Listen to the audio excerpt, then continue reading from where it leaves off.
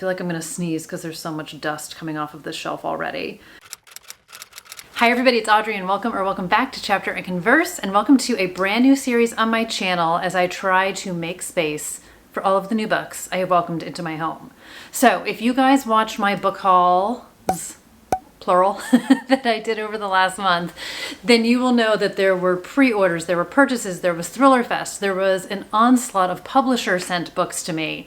And while I did make room for some, there are about 36 books that don't have a place to live. So since I filmed those hauls, I absolutely have welcomed more books into my home. So today's mission is one shelf, but ultimately we're gonna round it up. I'm trying to get rid of 40 books to make space for the books that I bought. And we're gonna see where we're gonna go from there. I want to stop stacking books on top of things. I want to stop pushing books underneath a table in a basket. I want to stop the haphazard mess of it all. And I just want to come to terms with the fact that some of these books I'm never going to read. So the idea is one shelf at a time. Going to see where we are at the end of that shelf. And then we're going to keep going regardless of how many books I unhaul until I have gone through all of my shelves, my carts, all of it. We're going to go through all of it. So let's get started because it's going to take us a long time. So today, one shelf, let's go. So I legit feel like there's no good way to do this. So I have a little stool next to me and I'm just going to start taking books down. I'm not going to tell you what each one is about, but I'm going to try and gut instinct what we're doing here. So Expats by Chris Pavoni. I love this book. I have talked about it before. I'm not getting rid of it. 22 Murders of Madison May. I got this book a couple years ago. It really appealed to me. I'm gonna keep it. So what I'm gonna try and do is have, I think part of my problem, where do we begin, is if books are not on my radar, I'm not gravitating towards them. I am absolutely distracted by shiny new things. Caveat, this is not me reorganizing the bookshelf. It's gonna get worse before it gets better, but I'm gonna make a pile of unread want to reads and we'll see from there. So this I still want to read, and then Yellowface by R.F. Kuang I still want to read. Not off to a banger of a start. Okay, The Dinner by Herman Koch. I feel like this is one I still want to read. It has a blurb from Gillian Flynn that says chilling, nasty, smart, shocking, and unputdownable. I need to start trying some of these books. The problem with being a mood reader is I'm not always in the mood. So I don't always get that far with looking on my shelves. I'm going to put this in the try it out. The Grown Up by Gillian Flynn. I read this. I'm not getting rid of any of her books. One of my all-time favorite books, Peter Swanson, Kind Worth Killing. You guys know this is my original copy of it. I have 2 copies of it, no judgment. Okay, haven't read this. Date Night by Samantha Hayes. She thought it could fix them, it broke them. I feel like I'm gonna sneeze because there's so much dust coming off of this shelf already. This is gonna be a production, you guys. So we have a woman who comes home from a disastrous date night and her daughter is alone in the house and her babysitter is missing. It's a thriller, I'm gonna give it a go. Okay, Laura Dave, The Divorce Party. I would like to read all of her backlists, so I slowly started to accumulate her backlist, so keeping. Tia Williams, The Perfect Find. She wrote 7 Days in June, which I also have here somewhere. I don't remember who. It could have been like an Emily Henry recommendation. This is a romance. Starting over is never easy, but it can still be scandalously sexy. This is a steamy romance. I'm keeping it. If you guys watched my September new release video, I talked about another romance book where I don't know if it's going to be steamy or not, and I hope it is because that's what I want it to be. So, oh, not even planned this. Okay, so Vari McFarlane. So I have Mad About You and Just Last Night. I picked up a bunch of her books because, again, on some podcast, somebody said she was like the UK's Emily Henry or Ireland's Emily Henry. I feel like the UK's Emily Henry. I read 2 of her books. They're not, I did not like them, but I didn't love them. They weren't steamy, which is not a deal breaker, but I like a little steam. So I think I can let both of these go. I haven't read either of these. I already unhauled ones that I did read. We're going to let these 2 go. I need a discard pile. Hold on. And by let them go, like we'll either put them on Pango or put them in a little free library, donate them, letting them go. All right, TJR, we're not getting rid of any of her books either. I have read every Taylor Jenkins read except for Atmosphere. So what I also need to do, I mean, I love a color coordinated shelf. I do. It's the Libra in me. I like things to be pretty. I have the worst time finding books sometimes. So I think I need to start some more author groupings, but we'll see. 800 Grapes, Laura Dave. I reserve the right to change every idea I come up with during the course of this book. Oh my God, did you hear that? That was this book cover. This is The Truants by Kate Weinberg. I have had this book forever. This is one of those books that every year I pick it up and I'm like, you guys, I'm going to read it this year. You guys, I'm going to read it this year. This was supposed to have, I feel like somebody said, a secret history vibe to it. I don't even know if that's right. Yeah, wickedly brilliant Donna Tartt, Agatha Christie, and Leanne Moriarty all rolled into one. And look at this gorgeous inside. We need to put this somewhere where I can see it. I don't even know if it's dark academia season, but we're going to pretend it is. Not getting rid of it. The unread pile is kind of obscene. So I will also caveat, not even a caveat, let me just explain. You guys have been here, you know me. I have multiple bookshelves. This is like what you guys see on the regular. The bookshelf in one of the bookshelves in my bedroom is like almost all read books except for the top shelf, which is a ton of Agatha Christie's and some signed books. So a lot of what is out here is unread, which probably makes it more shameful. Stop talking. Dang it. Okay, I've read one of these. So Other People's Clothes. This is like, had to have it. Had to have it. This is like two girls who are studying abroad, and I feel like something real bad happens. They're in Berlin. I feel like something really terrible. Year unravels, events spiral out of control. I mean, I don't know if it's a toxic female friendship or if it's just a super messed up female friendship, but wheelhouse.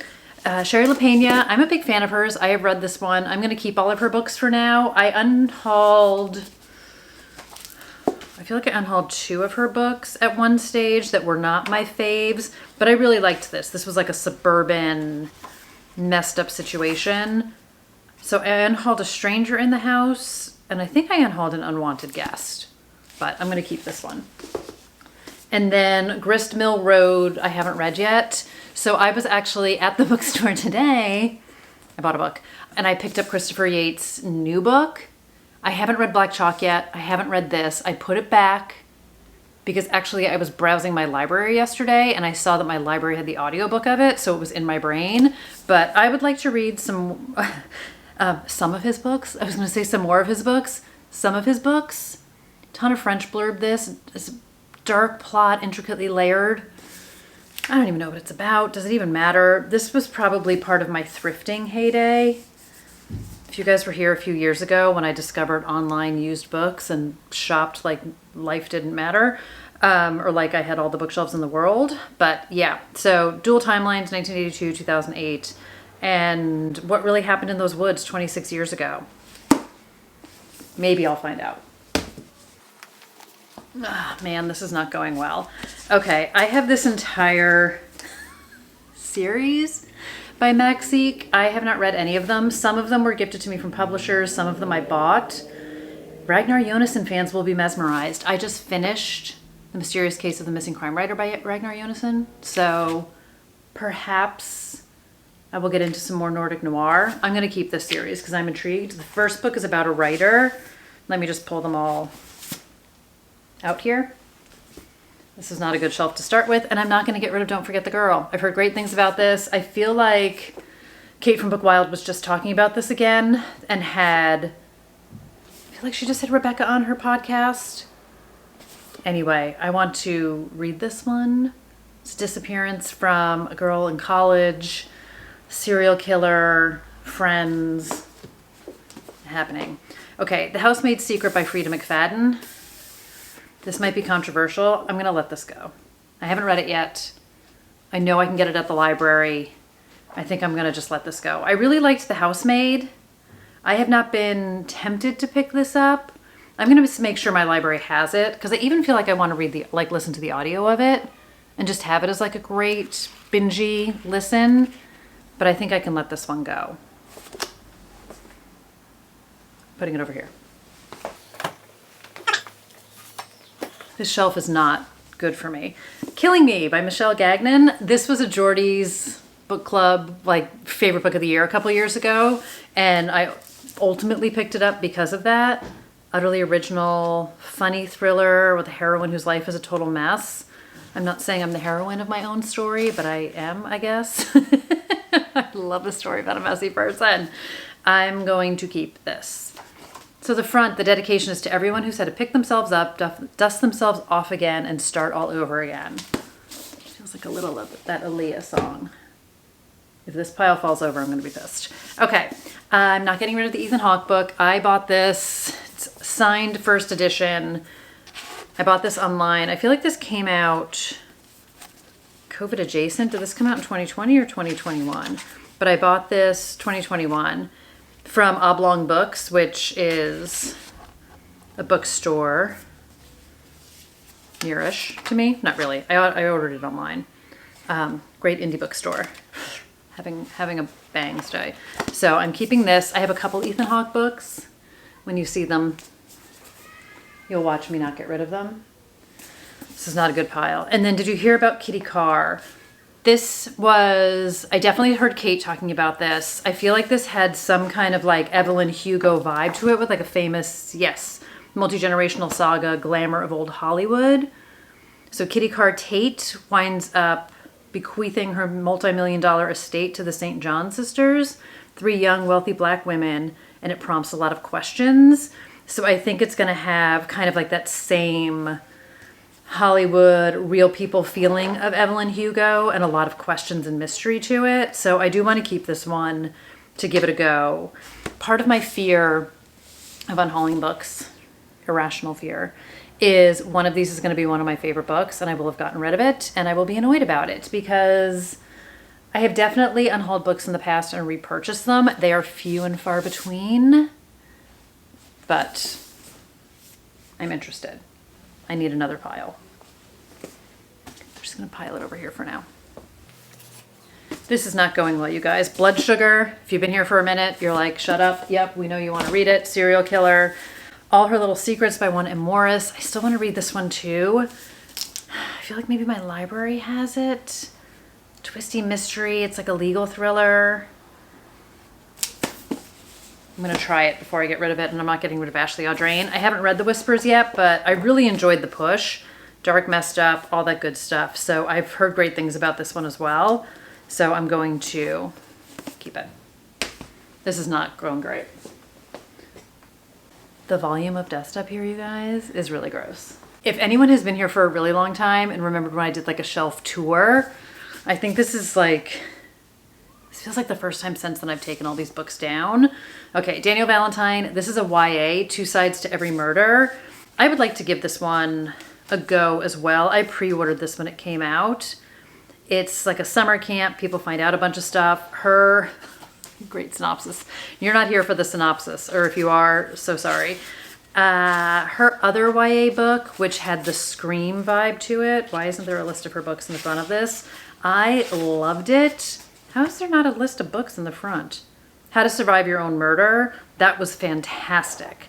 So I have very high hopes for this. And again, if you know me, you know, I'm not a seasonal reader, but I'm kind of looking at spooky-ish books because I'm so thirsty for fall. So this does take place, I want to say, like at a summer camp, but sounds kind of creepy. Killjoy by Holly Jackson. This is part of the Good Girls Guide series. Read it, keeping it. The Reunion by Samantha Hayes. I think she wrote that date night book. She absolutely wrote that book, Date Night. I want to say Jennifer Hillier posted about this, which is why it was on my radar. They were all there the day your sister went missing. I love a missing persons book. Eleanor never came back. Keeping it. And then Splinter in the Bud. I have had this forever and have yet to read it, but we've got a ruthless murderer dubbed as the Thorn Killer. We have a detective, and it really sounds dark and messed up. She has another book called The Cutting Room, which I also absolutely have and haven't read yet.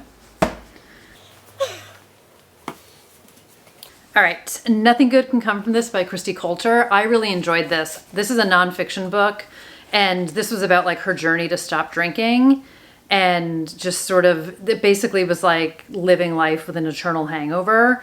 So there were things in this that I really liked about it and related to, and yeah, a constant low-grade hangover. And I really just enjoyed this book very much, so I'm going to keep it. And then I feel like maybe I can get rid of this. So I tried to read a couple Jo Nesbø books, and they just did not click with me. I feel like I'm trying to make fetch happen with him because I've heard so many great things.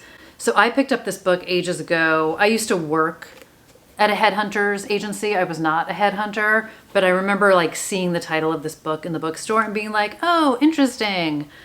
But I think he's just not for me. He's for a lot of people. I wanted to love him. It just didn't work for me. All right, what did work for me, Good Girl series. These are scattered all over the place, so keeping that.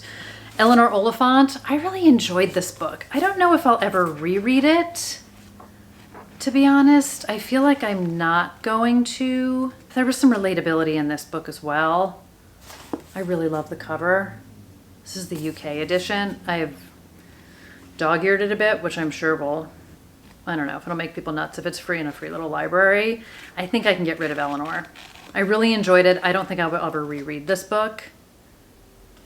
We're gonna put it in the discard for now pile. And then Catcher in the Rye I'm keeping. I repurchased this like years ago. I have a really banged up copy of The Catcher in the Rye that I maybe got in high school, but it's like taped up. It's kind of like my secret history. It's like real bad. So I read Catcher in the Rye in high school, and I bought this just to have a better edition of it. I don't know if I'll ever reread it. I kind of feel like it might ruin it, but we're gonna keep it for now.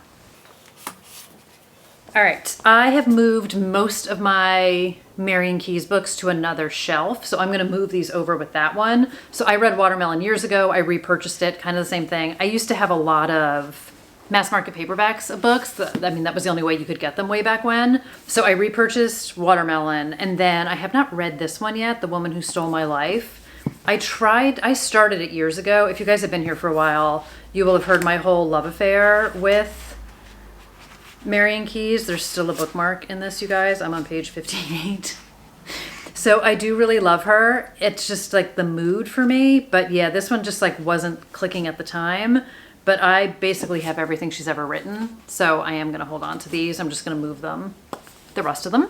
Same thing, Agatha Christie. I have all of her books on a different shelf in my bedroom. So this is Ordeal by Innocence. I have not read this. I did see the adaptation of it, which I really liked. So movie before the book, I realize is backwards, but having just watched the Towards Zero adaptation, they made a lot of changes compared to the book. So I don't know how true to the book the adaptation of this was, but I still want to read it. I'm having like a very slow, let's read some Agatha Christie classics kind of a vibe. So I'm going to keep this and just put it in my bedroom. And then second to last book. So this is Paul Cleave, Trust No One. I've also had this forever. He's survived some unhauls. So Jerry Gray has a crime writing pseudonym, Henry Cutter, a name that keeps readers on the edge of their seat. I love a book about a writer. Early onset Alzheimer's. That's rough. His career's coming to an end. So he has early onset Alzheimer's, and the walls are kind of breaking down, and he winds up confessing that the dark and messed up books that he writes are actually true stories. What? Stories are real. He committed the crimes himself. Friends and family insist it's all in his head, a side effect of the disease, but is it? I think I'm gonna look this one up and check out some reviews and see, but I'm intrigued by this one. This was not a good shelf. And then my original copy of The Devil Wears Prada, which I'm not going to get rid of. With my original, remember when you got 30% off Barnes & Noble and an extra 10 for members? This is from 2003. I have had the fantastic fortune for many times in my life living down the street from a Barnes & Noble, when I lived in Brookline, when I lived in Manhattan. Love it. And I'm not far from one here. So anyway, I'm gonna keep this. I would love to reread this just out of curiosity. I've read it a few times, but anyway, keeping. Which brings us to, very sad. Okay, so, I mean, empty shelves just make me sad, but 5 books. 5 books down. So 40 was my goal. We're down to 35. I'm gonna get rid of these 5 books. Somebody else will love them. And I'm gonna dust my shelf now. All right, so I have put the books back on the shelf that I am keeping. I moved 3 books into other homes. And then I pulled 5 books off of my pile of books that need a place to live. So Peter Swanson is getting a new home. I feel like I could put more books here. I mean, I will eventually, but for the sake of like one in, one out kind of a thing. Vineyard Remains, Paper Palace, That's Not My Name, and What the Wife Saw. What the Wife Knew. These are Thriller Fest books. These are Audrey Went Shopping books. Now they have a place to live. That absolutely doesn't fit there.